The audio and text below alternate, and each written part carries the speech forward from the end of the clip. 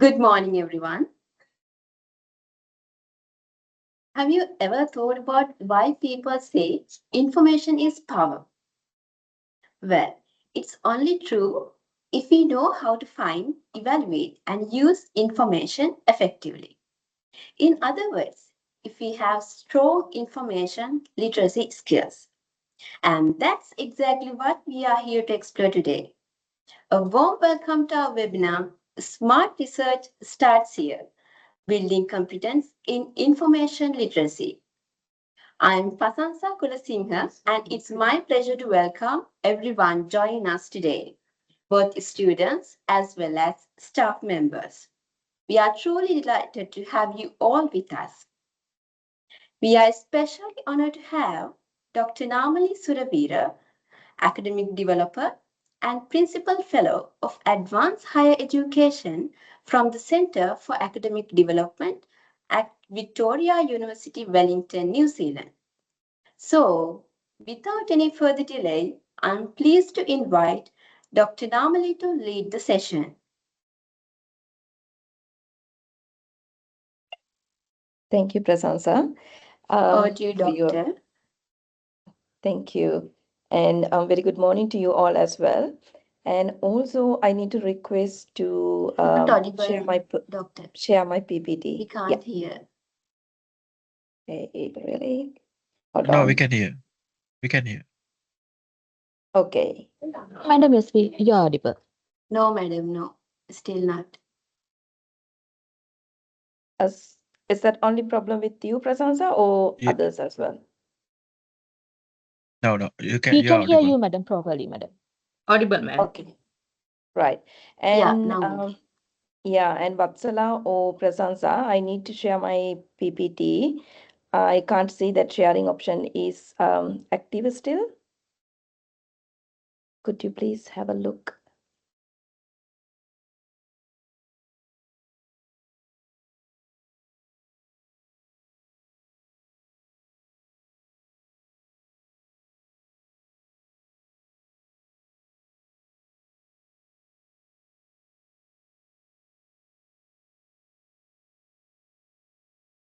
Vatsala, is it possible for me to share my PPT because I'm not be able to share that one because it's not active yet.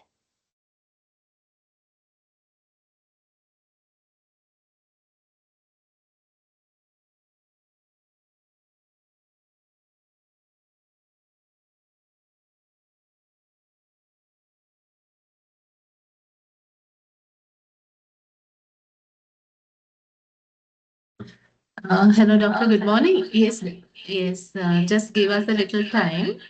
Yeah.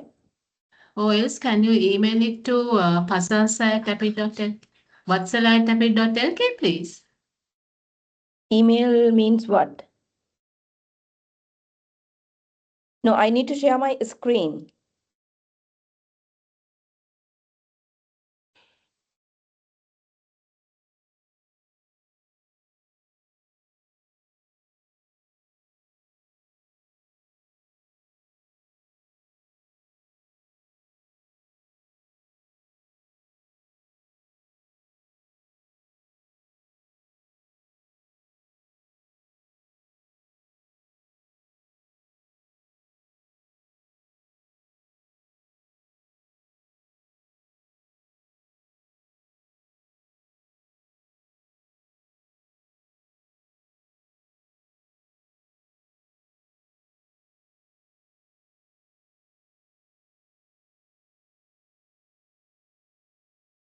I'm sorry for the delay and waiting for their response.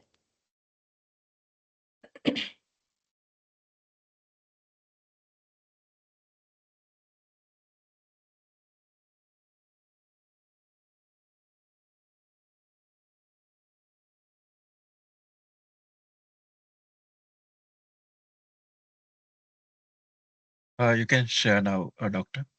Okay, thank you so much.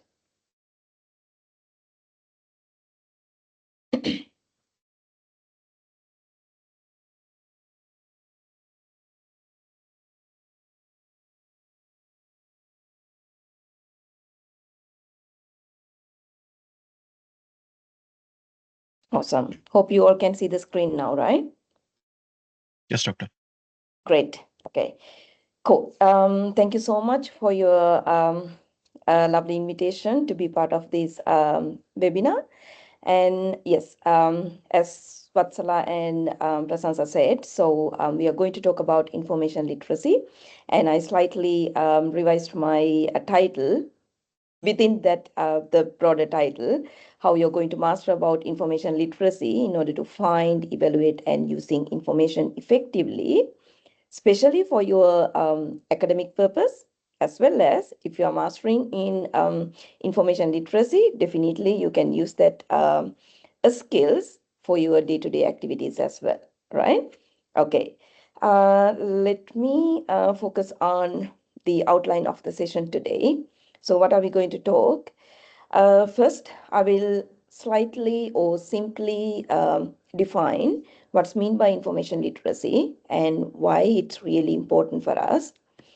And also, how can you find relevant information for your academic work, especially thinking about your research project or your assignments, right? So how you're going to find information. And next, I'm planning to focus or discuss on how can you evaluate that information sources in order to answer you, or in order to respond to your research well, or in order to use that sources well, right? And finally, we are going to talk about how you're going to use information and in an ethical way as well. How you're going to give the references, what do you need to think about, and especially in the age of AI era, right? Okay, so this is what the plan, and hopefully we may get some time to have a question and answering as well. Let's see how it works. Okay, so you can see the one of the picture from the screen. Right. So when you think about your research project or assignments, sometimes you feel like this, right? So how many of you feel exactly like this situation, right? So if you feel like this, you can thumbs up, thumbs down. Yeah, if you feel thumbs up, yeah.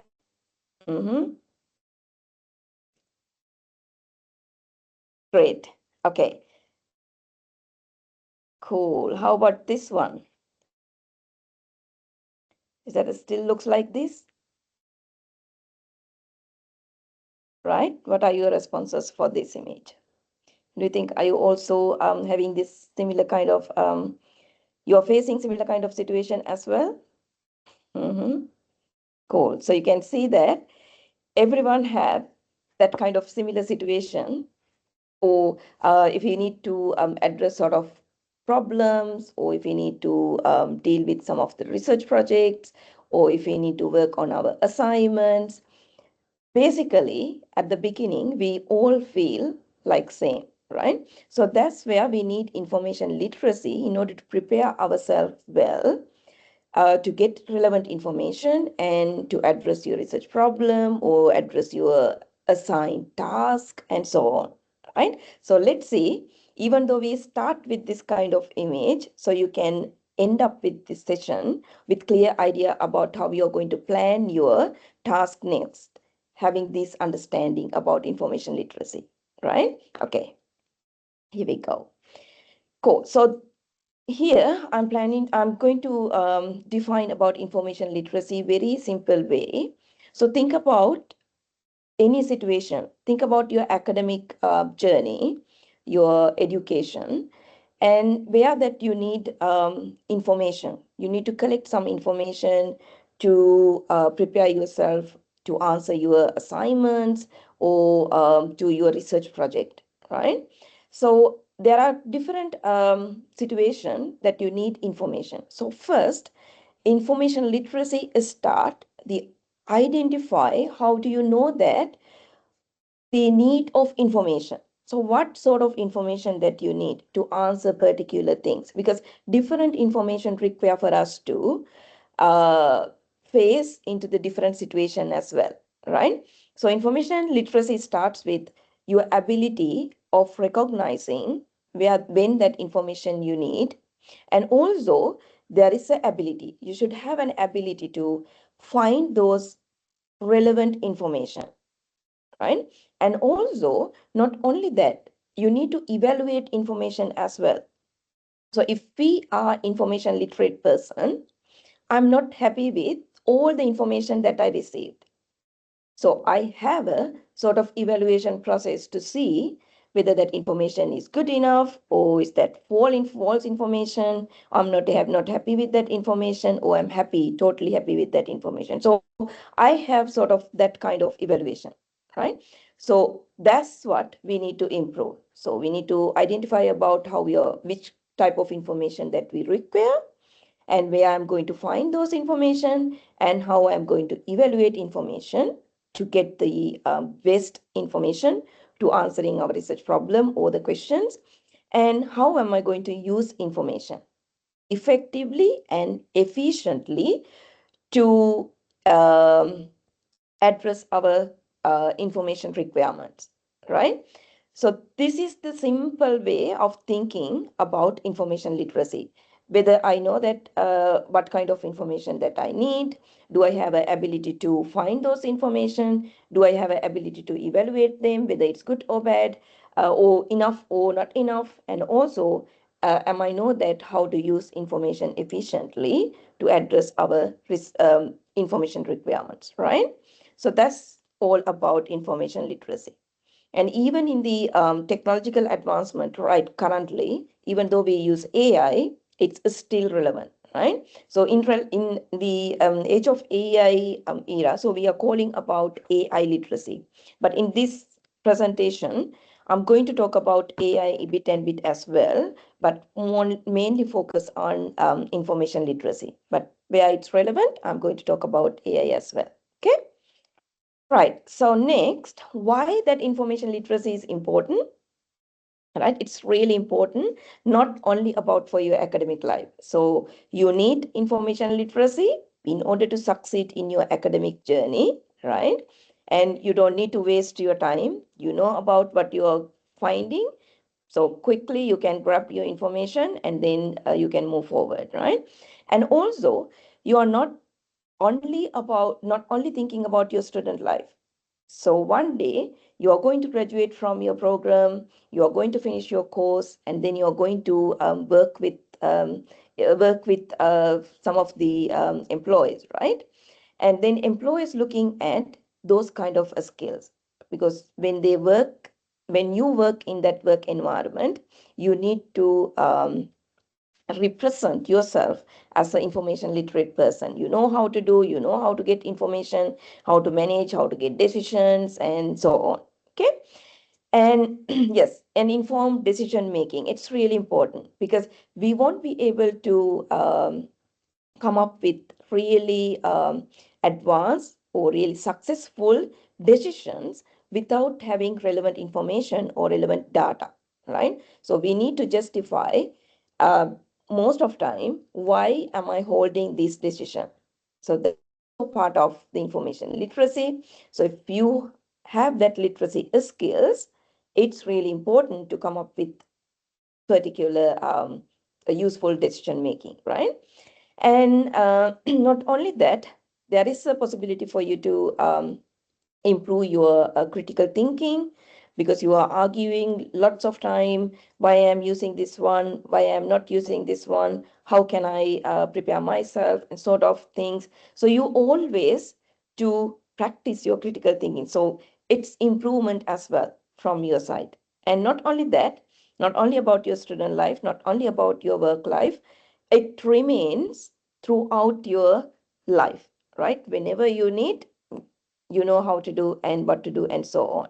Okay, so that's why it's really important, and I'm glad that your library staff members recognize that importance. So that's why we are here to talk about all these things. Okay, right. So I'm asking one simple question from you.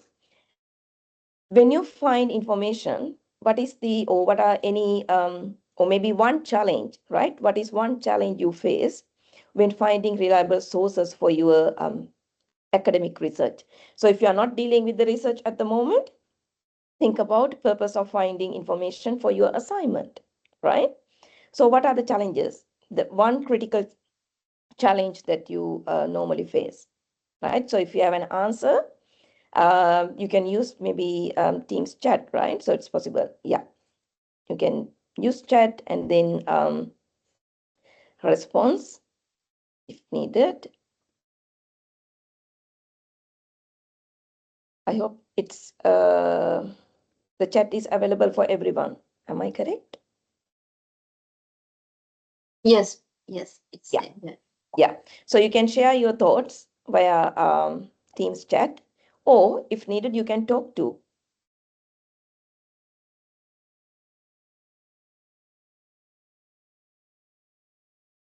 Any challenges that you want to share? Madam, so I'm a postgraduate actually, I'm not undergraduate, but Yeah. I'm also facing to certain problems where we don't have access to the some private but really good research publications and all. So that's one concern that I have, Mm-hmm. my Cool. postgraduate. Okay, thank you. Right. Any other challenges? One of the challenges I have seen is like since like let's say like I started my DBA 2023, but now several years has gone by, and the data that I'm trying to work with might not be up to date, and then there might be a lot of thousand, not thousand, millions of researchers who might be interested on the same topic, and like how can I uh, work with like reliable data, and also like my topic is like related to China, and there is a problem with like certain data that's coming out of China. So how can I use data without getting into like whether it is from predatory journals or Mm-hmm. fringe journals? So that's one of the challenges I have. Okay, cool. Right. Thank you so much for sharing your thoughts, right? Thank you. Okay, let's see how am I going to help you with sorting out all these issues, right? Okay, so let's start with the strategies related to search strategies, okay? Um, right. So the first, we need to, in terms of information literacy, so you know that first thing is we need to identify our information requirement, and then we need to identify, okay, how am I going to search information related to my requirements, right? So we can start with search strategies. What kind of strategies that we could use? So normally we start with keywords, right? So everybody know that we need to use keywords in order to use Google Scholar or any other databases to search your information. And there are some other strategies as well. So you can see that we can use snowball search, systematic search, as well as creating a list of keywords, right? So we'll first start with snowball search. So all these strategies save your time and energy, because otherwise you will spend so much time and number of days you may spend like without having relevant information as well, right? So that's why you need to use sort of a strategy, and also getting lots of good results, better results, right? And end up with really cool articles. So as you shared previously, there are a number of articles publishing in like very short period of time. So then how we are going to collect our relevant information? How do I know that it's really good to my information requirement? So if you use those strategies, you can end up with better results, and also help you to make yourself consistent of getting information, and make it easier for others to understand your research path as well, because they know that maybe your supervisors, maybe your readers, right, when you publish your article, so they know that what was your uh, practical way of collecting data and also using relevant literature for your research as well, right? Okay, so let's start with the first one, snowball search. So you can see that the diagram, and it's starting with the key publication. So you know that a snowball, we can start that snowball in a very small way, and the idea of a snowball is when it's circling, it's going to be bigger and bigger and bigger, right? So likewise, you start with key publication. That means if you are doing a research or assignments, there will be some references that you have that given by your lecturer, your teacher, and you can based on that key references, and based on that you can go either backward or forward to find out other relevant articles, right? So it could be the key publication published by maybe a few years back. And if you need some of the information, you can go backward to find out some historical developments related to your study, or you can move forward. Basically, it's starting from one specially relevant key article, right? Key reference. And then you can see that it could be, so this is one of the example that I have given. For example, if I'm focusing about teaching digital teaching portfolio, so then I can find out one relevant information and I can go backward or go move forward to find out other relevant information. Plus, I can also use references along with that article, right? So those are key areas we can think about. Okay. And not only that, when we move into the systematic research or systematic search, we can start with asking different questions from ourselves as well, right? So we normally call about that process or that strategy like using W5H, right? So you can see that it looks like this. So W5H means, so it includes the words including the word start with W.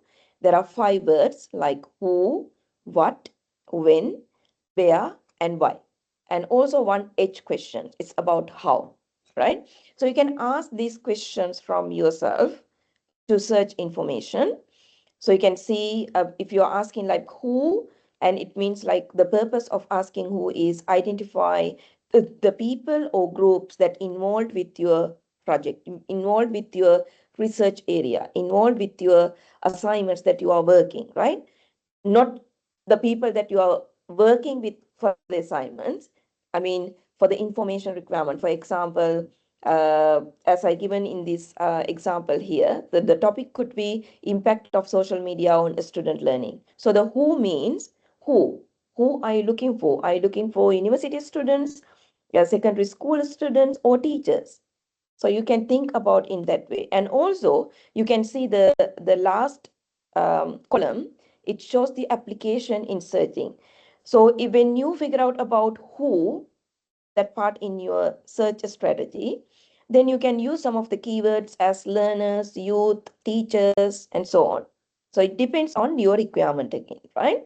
And similarly, you can see that what, when, where, why, how. So there are different questions we could ask, and it's focused on and it's really focused on your relevant information. So we are not thinking anything else, right? So without having this strategy, if we go and search information, we will end up with lots of information, but they are not really relevant, right? So that's why we are using this strategy. So soon after this webinar, I will share my presentation as well. So you can go into deeper level about different questions. Why those 5W5H is really relevant, and what is the purpose of use of that W5H, and how it's relevant to my searching as well, right? Looking at those examples. For example, when you end up with the one H question, how, so it's understanding the process, right? And then we can see, according to this example, which social media, okay, through social media and digital learning platform, how it's happening, which kind of area that I'm focusing on, how those things could happen, right? And keywords can be used from those sections as well, right? So likewise, rather than using keyword first, you can start with this W5H process to make sure that you are focused on your information requirements, right? Okay. And this is another example, same process. And I have given different examples to understand really well. For example, let's think about my information requirement is I want information about game industry. Let's assume that I'm going to do a research on that, right? So it's starting, okay, who was involved? So I need to look at, do I need to look at gamers or game developers or game design companies, right? If I need to look at everybody, then that's fine. If I need to look at one particular group, then I can start with that, right? And also what? So I'm asking what happened. So I need to understand what happened, right? So is that the traditional game industry? Do I need to understand that? Or am I focusing on mobile game industry or other game industries in different countries, right? If not, when did it happen? So if that time is important for me. So then if the time is there, so then I need to check, okay, am I focusing on game industry today or am I looking at a few years back, right? And then where did it happen? So is there any place that I am concerning? For example, whenever we do our research, there are some limitations, right? So it could be the Sri Lankan context, it could be the China, as one of the colleagues shared right now, right? There could be different context. So you can specify those things early as well, right? And then why? Why did it happen? So you need to understand those stuff as well. So why does that game industry have a market, or why do you need that information? Is that information needs for essay or thesis or something else, right? And then finally you can end up with how did it happen? How is the game industry popular in Sri Lanka? So what sort of area I need to focus on? So likewise, these strategies will help you yourself to focus your information. Oh, it could be like focus on your information retrieval, right? Otherwise, we will end up with lots of things, but it's not necessarily relevant for our requirements, right? So those are one of the strategies that you could use it. And you can see that if we are not using those stuff, right, those strategies, we maybe end up with number of search results, but you can see the relevance of that information could be low, right? So our number of search results go high, but relevance could be low. But if you can see, the number of search results are low, but then the the relevance is super high. So that's why we need to use sort of strategies to practice our, or maybe use our that's why we need sort of strategies to use in our information retrieval process, right? Or information searching process. Okay. Right. And then you can check later on or after that, after you deciding all this stuff, and then you can come up with different keywords as well for information searching process. So you can see, you can create list of keywords. It could be broader terms, it could be narrow terms. So you can come up with different key terms rather than based on one particular or two or three keywords, right? So you can have a broader, narrow, or maybe related or singular plural forms if needed. And if you need more synonyms words, you can go for it. Now it's pretty easy, right? So you can use some of the AI tools to come up with different synonyms as well. It's okay. And then use those terms for searching, right? And if you are looking at any other foreign language, then you need to spell correctly as well, um, like that. So this again will help you to prepare yourself to start with better searching. Okay, right. And then in order to create the keywords, or in order to create your keyword list, there may be a different steps as well. So as you can see in the previous slide, so you can see that how it divided into different forms. And also there are different steps. So you can see, you can start with research problem or research topic. You may have the title. In this case, I got one title shows the wage gap for women in Sri Lanka. I need to find out more information about those related area. And then how I'm going to find the information? Um, I need to find those information in academics sources. It could be I need to find out sources from academic databases, right? So I need that need to identify relevant databases as well as which information that I need. So I need to use keywords to search well, right? So step one is find your keywords, and you can highlight what are the keywords in your title. In this example, it could be wage gap, women in Sri Lanka, women Sri Lanka, and then you can step two. You can expand those keywords, finding relevant synonyms, right? Related works. Earlier, we have used thesaurus, right? So previously I told you about like use of AI. Yeah, of course, you can go for it and then come up with different synonyms as well. It's easier for the search.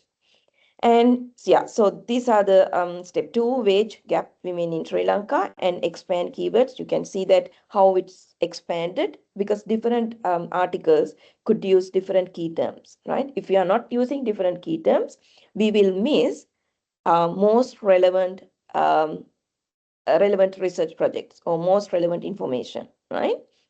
Not only that, you can expand the concepts as well based on your identified key terms. So if you can look at this one, so the wage could be come up with different represent by the different keywords, right? It could be compensation, earnings, income, pay, blah, blah, blah. But expanded concepts could be discrimination. Why? Because the wage gap for women in Sri Lanka. So that could be one of the particular area I'm looking for or I'm interested in, right? So you can come up with those decisions as well. But as you can see, it has steps to follow, right? Okay. And this is another useful thing for searching. You can use different or combination with keywords using Boolean operators. So there are three normally we are aware of, like and or not, right? So you can see from this example. So and is like if you want a results include in both terms, for example, game industry and Sri Lanka. So you need to get the results, game industry and Sri Lanka both, right? Then you need to use the and as a Boolean operator. So when you search information through databases, they have always a drop-down menu asking about when you click on the advanced search, it's asking these Boolean operators, whether it's and or not, right? So you can use and for narrow your search results. That because we are looking for both terms or many terms by using and combination. And if you use O, so that means we are broaden our search results because we are using computer games or video games. We are not looking at all the terms in one search results.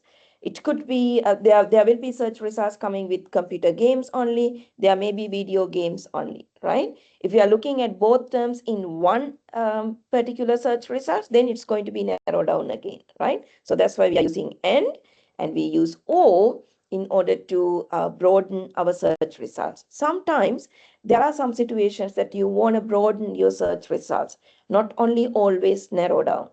Okay, so now you know the strategy. So you can use and to narrow down your search results. You can use O to broaden your search result, and also again not term, you can again narrow down your search result as well, right?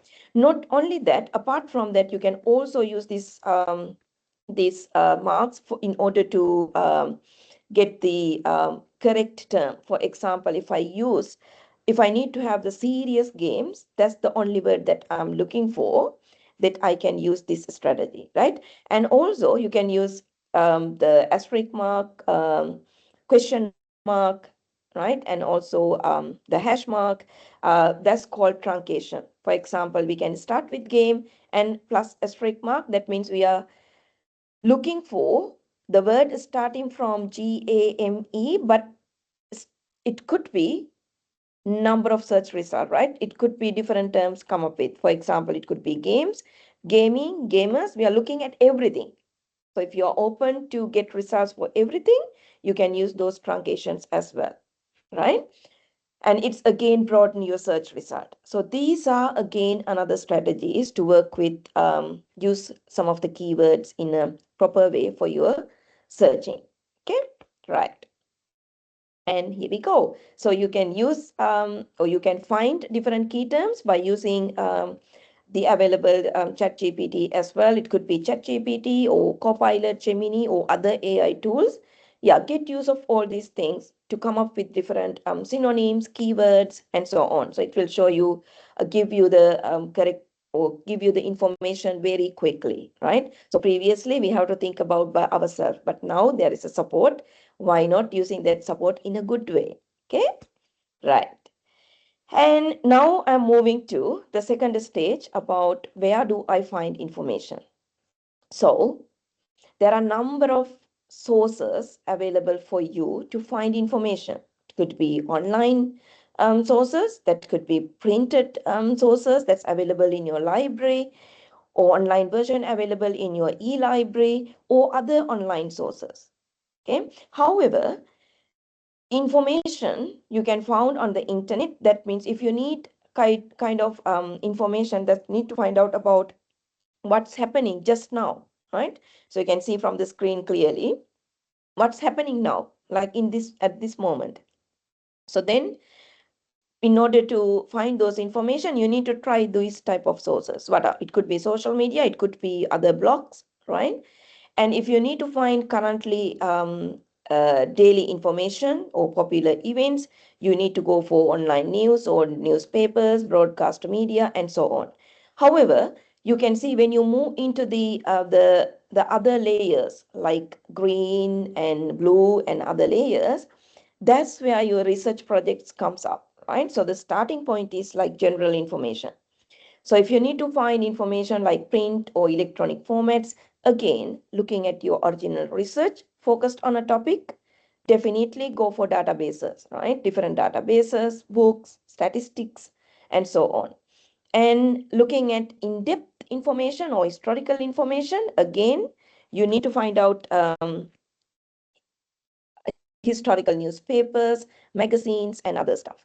And again, if you want to find out credible background information, uh, your broad overview of topics, right? So that means you need to go for, again, subject encyclopedias or reference books and so on.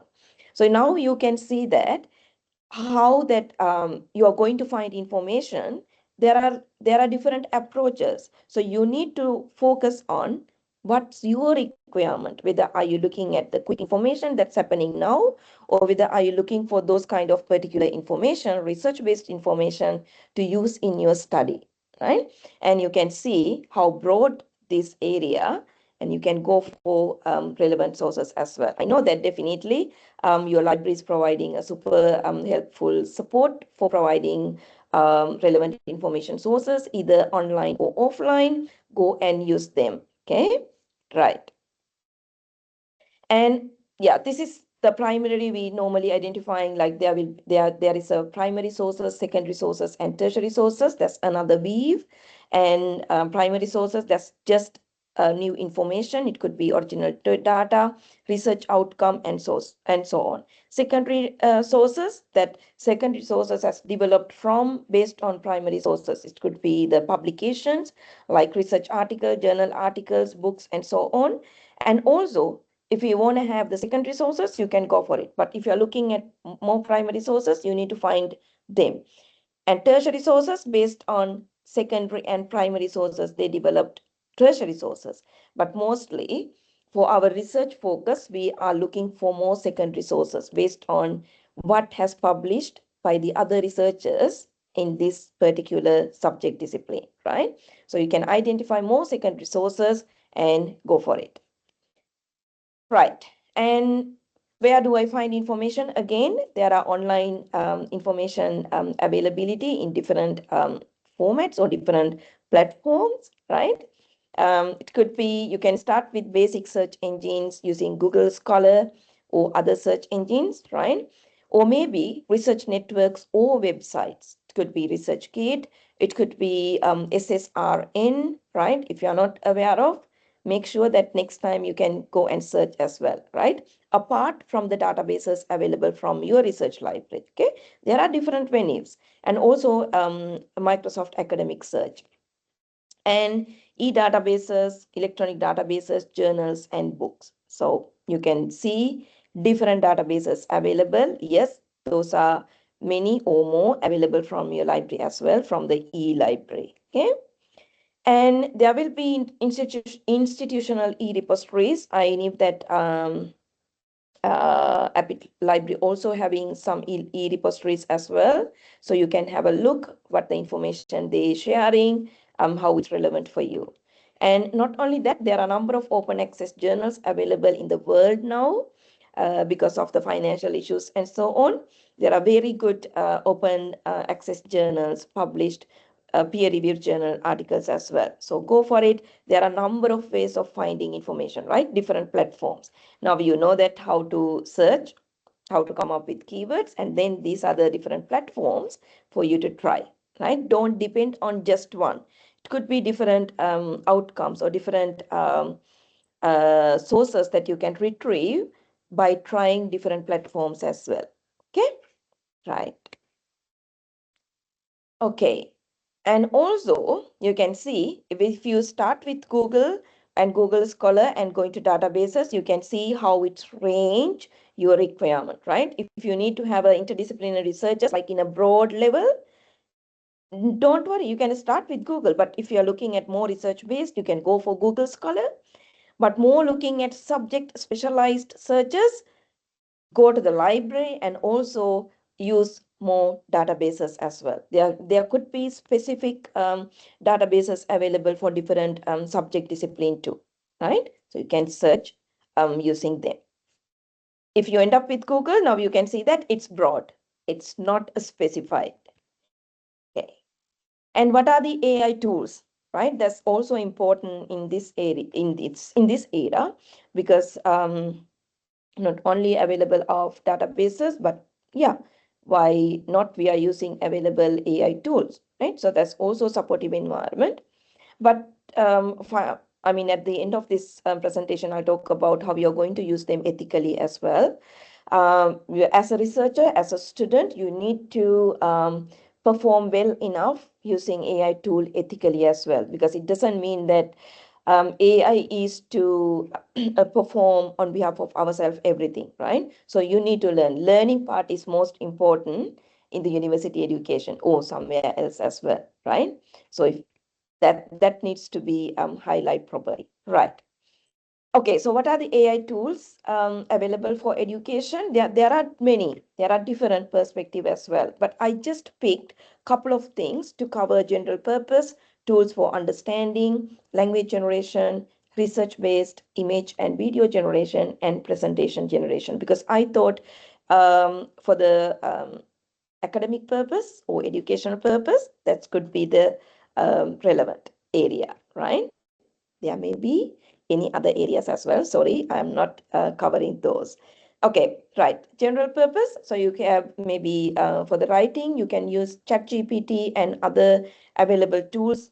As I mentioned here, it could be Gemini, AI, and Claude, right? And to use some of the writings and in a productive way, so you go for the Copilot and even some of the AI agents that you could use, like Perplexity. So their output is different based on your prompts as well. But make sure to understand why you are using them and for the what purpose, right? And also the what we call the permission that's available from your university or different courses as well, right? Okay. And it doesn't mean that your research can be written by other AI tools, right? So you can use it for different purposes to help, right? To get help. Okay.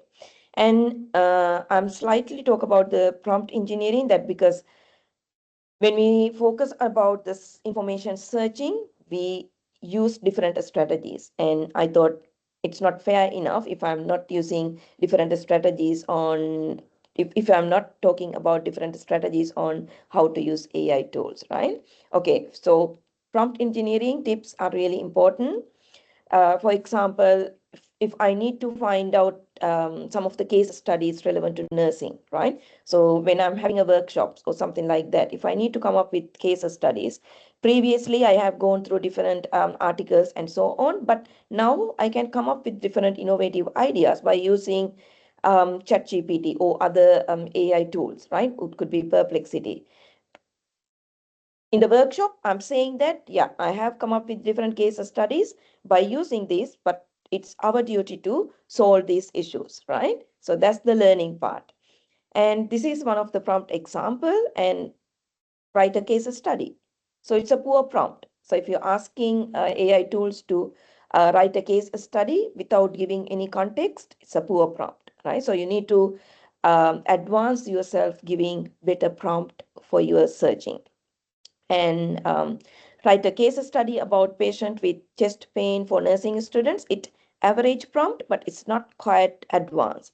So you can see, you can give the advanced prompt by including context, the task that you want, and relevant instructions, clarity, and refine. So then the outcome is different, right? And also, similar way, you can give more advanced prompt by improving the context a little bit more, and also chain of thought as well. So you can see it's different from my previous example, right? The same example, but I have improved by giving more context and chain of thoughts. So for example, I should ask from AI to give step by step, break the case study into different aspects as well. So I give the chain of thought in a different way. So the outcomes could be definitely different based on that advanced prompt. So that's one of the area that you need to improve if you need to use AI properly as well, right? Okay, so these are some of the practical ways to use Copilot or other general use of AI. For the general assistance, to create some of the image, brainstorming ideas, or as a critical friend, right? Or asking questions and answering to identify some information in a better way, or drafting content, right? Or maybe different task management or summarizing information. You can use in a different way, but you need to make sure that what's the purpose of I'm using this AI, okay?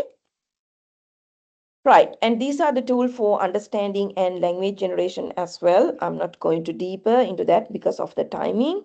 And Google Notebook LM, it's really useful. Here also students use in this university, um, we actually, our one is the Copilot, but also students use Google Notebook LM highly in order to come up with, that based on the lecture notes, they will come up with some of the podcast and so on, it based on their requirements. So for the different purpose they can use it, but use it properly. And research based, there are a number of tools available for research purpose. As you can see, these AI tools specifically, I would love to highlight these three: Research Rabbit, Connected Papers, and Lit Maps. So you can see what are the key features of those three. Connected papers is visualize related papers based on seed article, right? Can you remember that we started with the snowball searching strategy? So likewise, seed article, based on one article, it shows or visualized relevant papers. And lit maps, citation tracking and literature mapping and everything.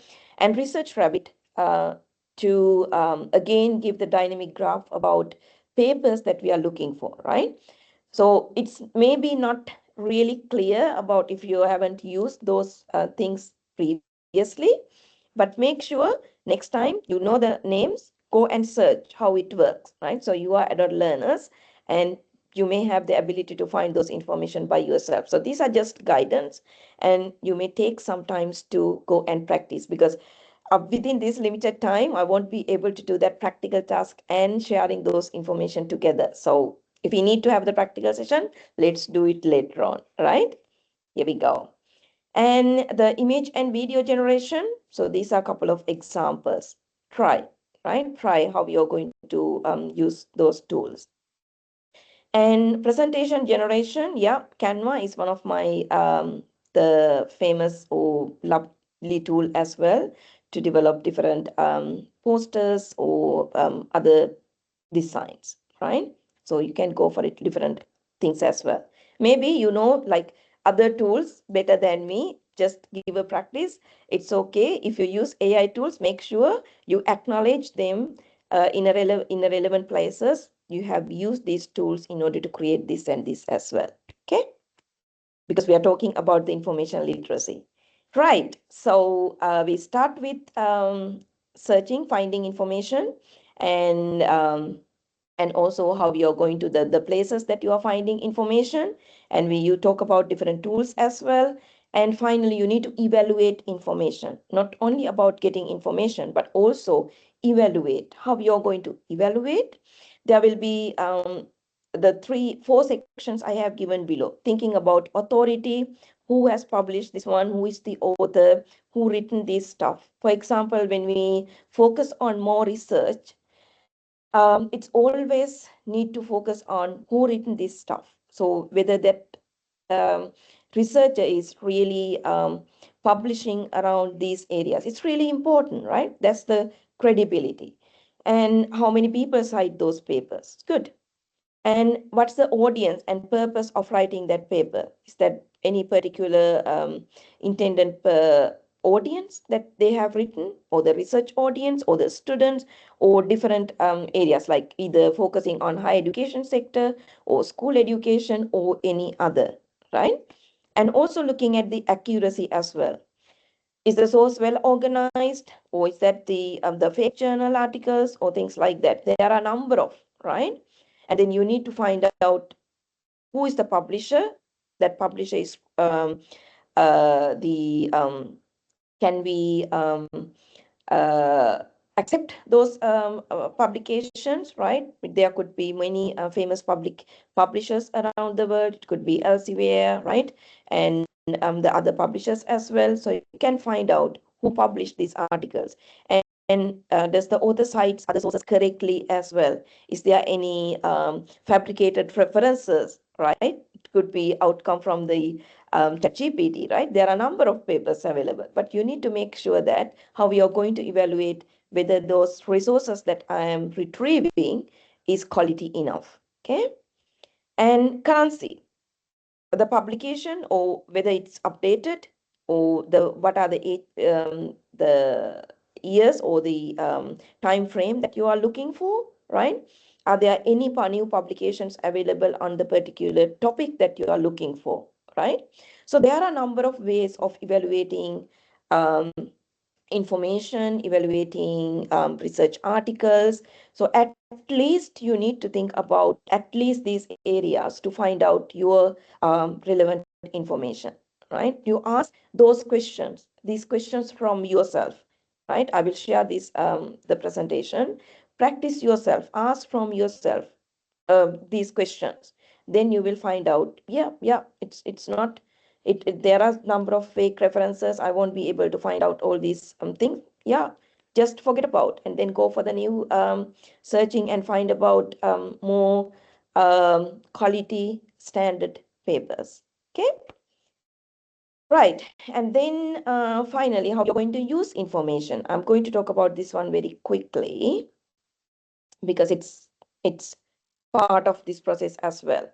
So if you are looking at collecting those information for your research or for your assignments, and how you're going to use different sources to show that you are using different sources and then getting information, and then how you are going to synthesize your all the ideas, right? So whenever you're going to use information, synthesizing information is really important. That's where references and acknowledgements comes through. And you need to see, okay, how I'm going to putting all these ideas together, right? And there are a number of approaches of synthesize. It could be by themes or concepts. You can arrange your information especially if you are writing about your research project or literature review, right? Historically or chronologically or methodologically, depends. And yeah, I'm going to skip that one. Right. So for example, here I have given 4 examples because rather than explaining everything, we can identify by practice, right? So you also going through similar sort of situation. So you have to try collect most of informational resources, and then your teacher, your lecturer will ask, okay, prepare your assignments, maybe 1,500 words, your research projects, blah, blah, blah, and you need to write down, right? So when you collect all these information, how you're going to present, how you're going to synthesis. And in this activity, can you identify which one is the most showing or illustrate more a strong synthesis about their ideas, right? So we discuss lots of things, and this is a quick activity, right? So you can see that how the referencing in-text reference comes through, and also synthesis as well, right? So you can share that answer through your maybe chat, or maybe you can talk either example A or example B, C, D.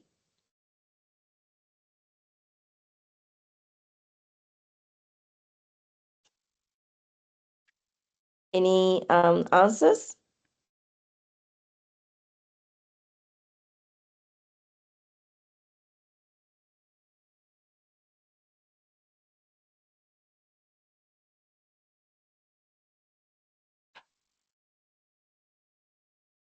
What do you think? Soon Madam, I after we think collect. example, yeah, Madam, I think example D is okay. I think, yeah, we should give our perspective also in the end after referencing others. That's correct. Yes. So the example A, yes, it's just a summary of 2 sources. An example B, that's also the same, but compares 2 opposing views, but still not connecting them to the new insights, right? And example C is vague and lacks of integration as well. But example D, that's the correct answer. You can see that we collect different information as well, and also at the same time, it demonstrates synthesis by combining insights from all the sources that they used, and also um, to form a new meaningful conclusion as well based on that, right? So that's what we expect normally from the research paper and for your assignments as well. But in order to come to this point, so all these steps that we followed are really important, right?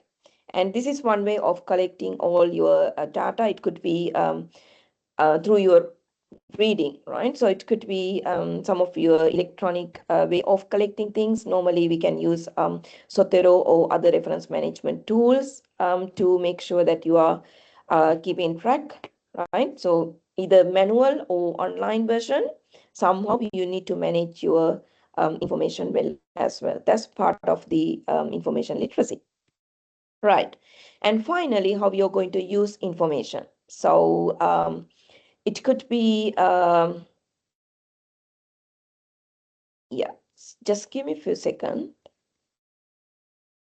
Uh, just give me a few seconds.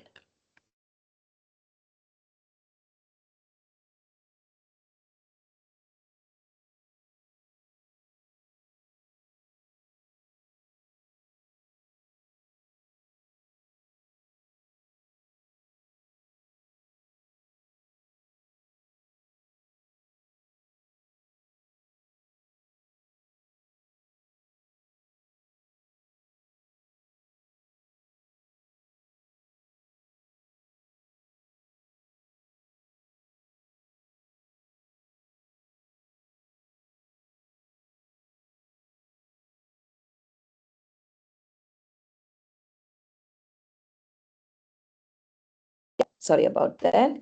Right. Yes. So the last section, how you're going to use information, right? So that's where references are really important.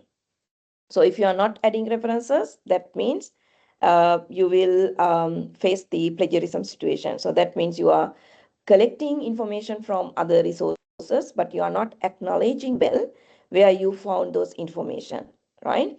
So if you use references correctly, you can avoid plagiarism, and also you give the credit to the author where that you collect information properly to show that, right? And also because it's not your own idea, and you need to show the original source as well. Original source as well. So it comes like in text citation, you give the short reference, and at the end of the paper, you give the long references under the reference list, right? And you can use references in order to demonstrate your knowledge. So you are doing your things ethically as well. So you are well established researcher. You find all these information correctly and also use them and also acknowledge them as well.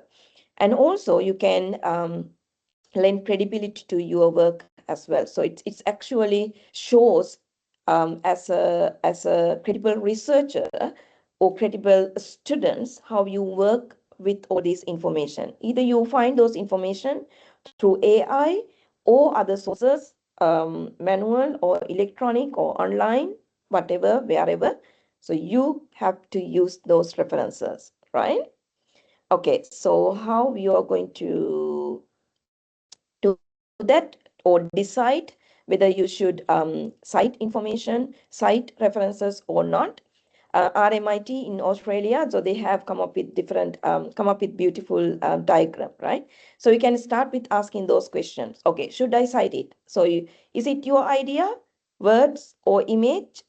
If it is yes, you can go for the other branch and then ask, okay, have I used it in previously submitted work? If it is yes, yes, of course you need to reference yourself, right? So cite yourself. And if it is not, you don't need to cite because that's the information that you are sharing first time.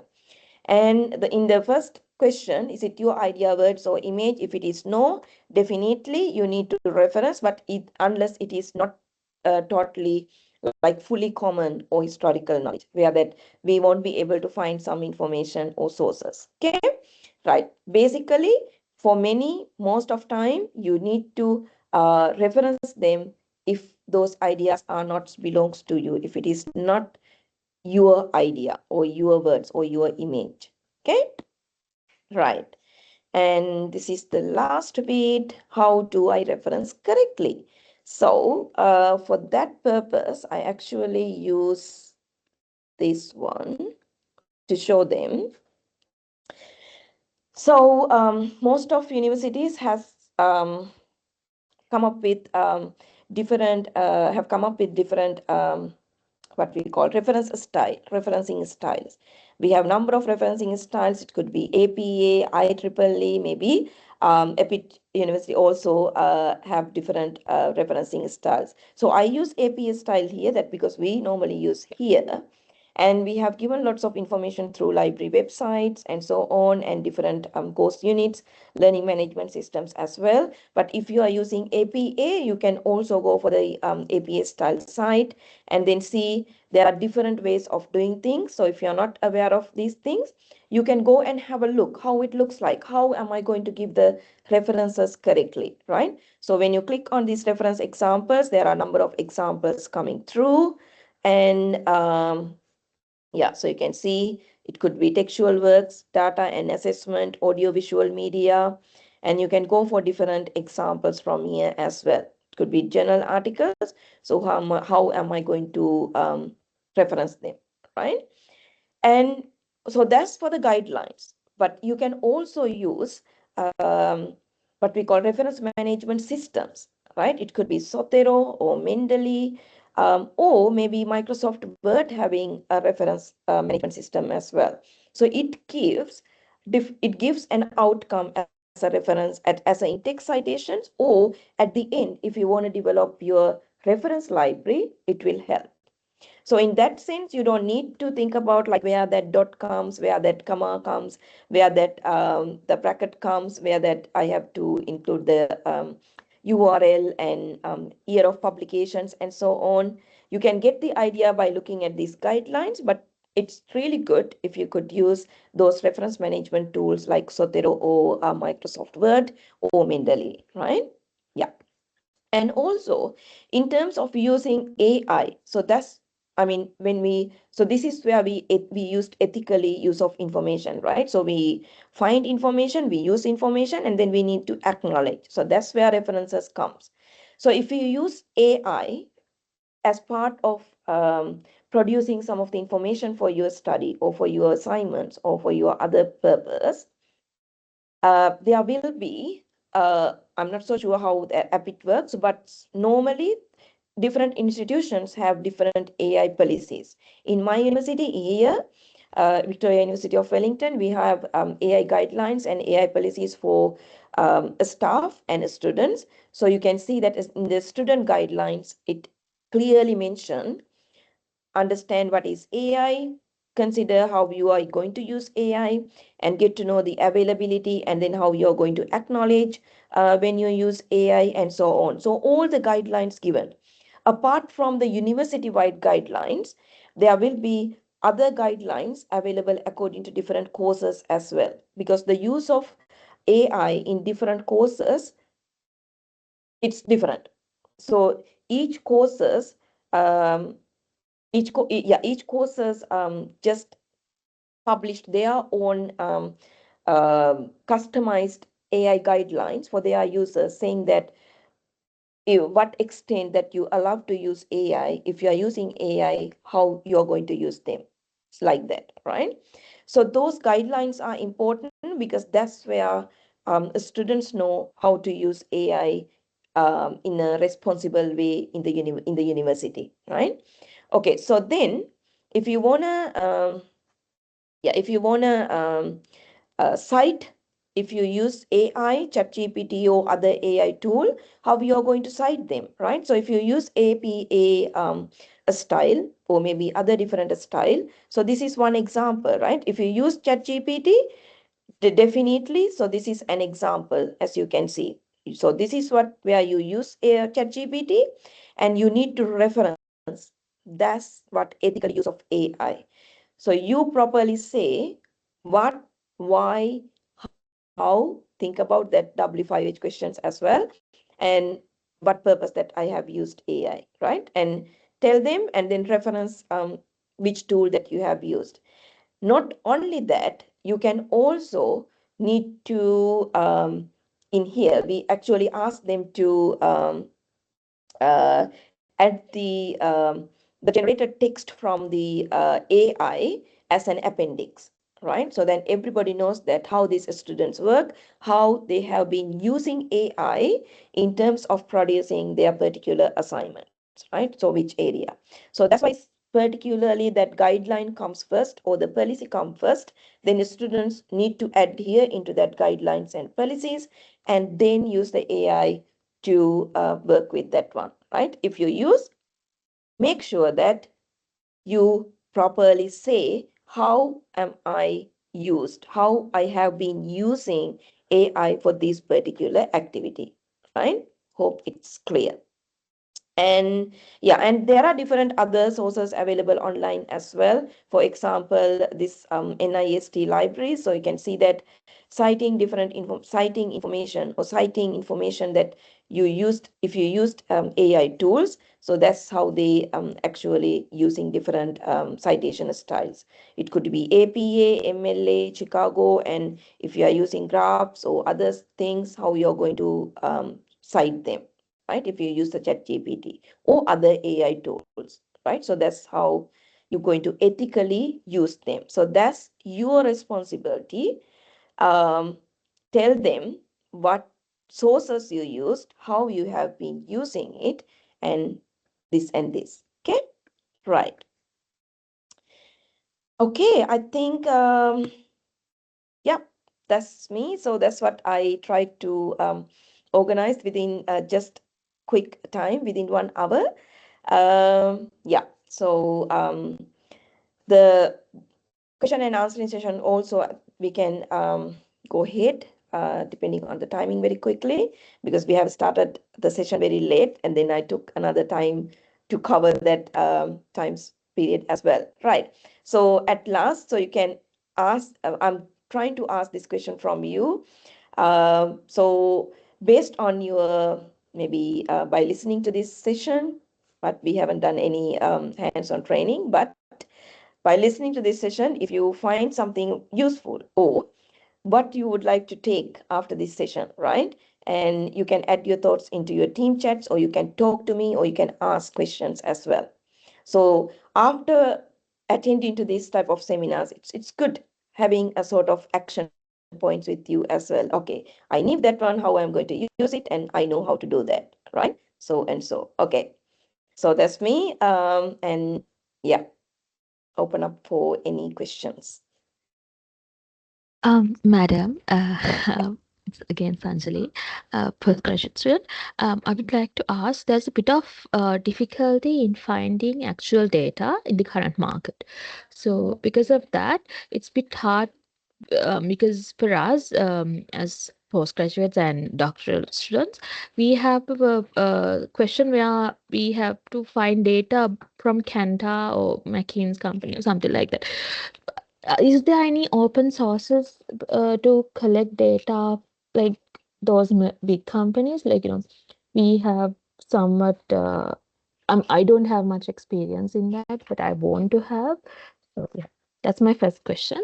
And the second question is, it's a bit hard to verify a good research journal when we are publishing our research papers, and also when we are referencing our research papers. It's I think it's important for us to know if it's a good journal or a research paper to mention. I would like to have your opinion on both questions. Thank you, madam. Mm-hmm.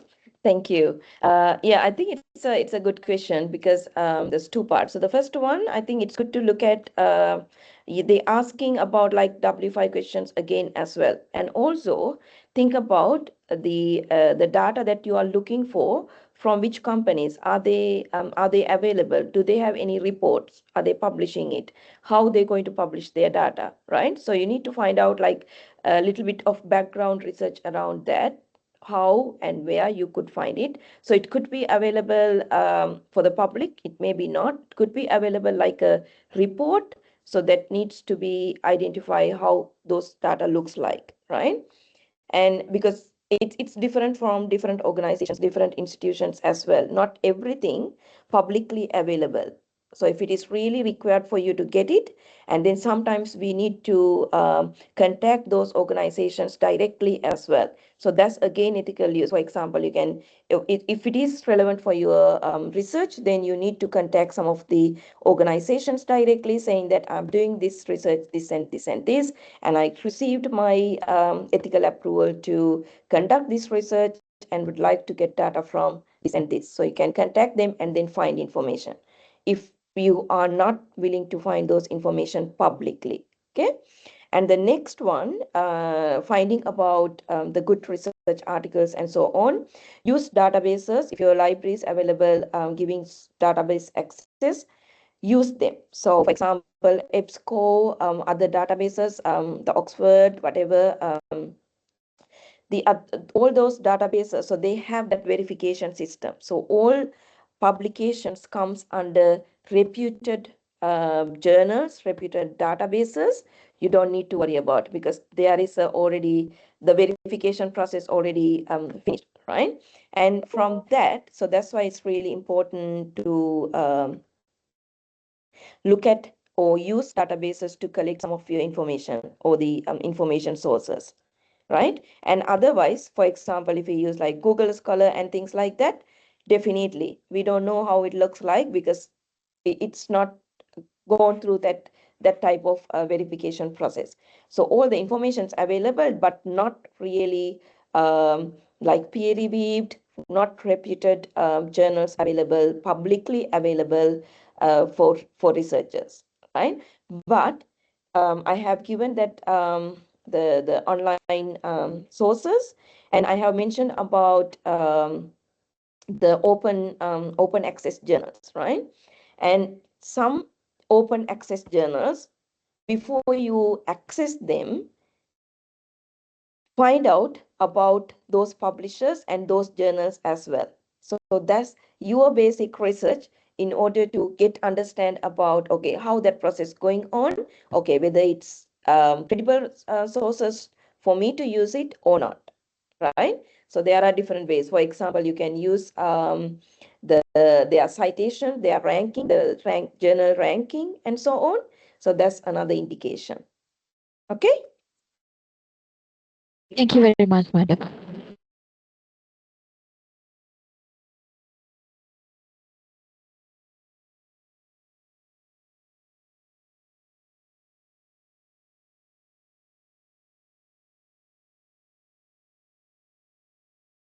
Any other questions or not?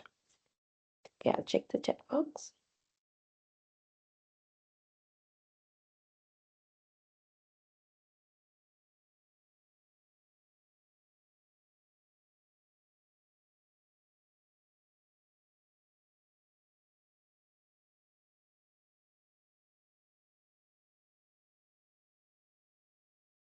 Any questions or any thoughts?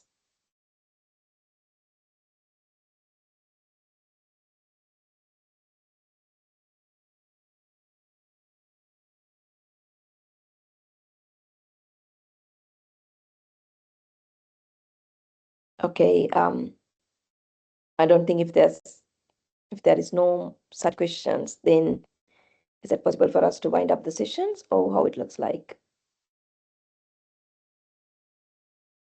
Yeah. Actually, thank you, Dr. Namali, for your valuable insights.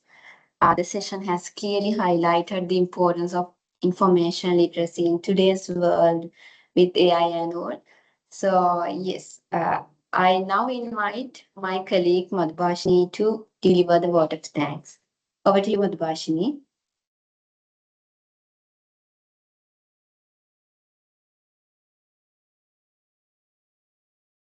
Thank you, Prasansa. Good morning, everyone. As we conclude this session, I would like to thank all of you for joining, and your participation had made today truly meaningful.